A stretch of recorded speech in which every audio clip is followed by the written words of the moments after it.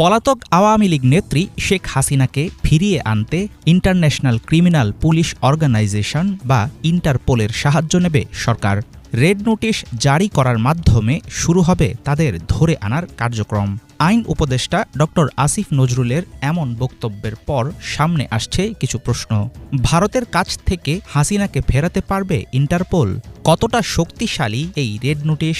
বিশ্বের সব দেশ কি মানতে বাধ্য এই লাল সমন? রেড নোটিশ কি কোনো গ্রেফতারি পরোয়ানা?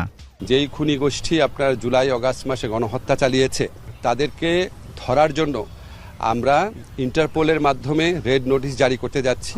কিছুদিন আগে আনুষ্ঠানিকভাবে ভারত জানিয়েছে সেখানেই আছেন হাসিনা। এমন পরিস্থিতিতে ইন্টারপোলের মাধ্যমে নোটিশ জারি করলেও সাবেক প্রধানমন্ত্রীকে ফেরত দিতে বাধ্য নয় ভারত। ইন্টারপোল একটি আন্তর্জাতিক সংস্থা যার মাধ্যমে সারা বিশ্বের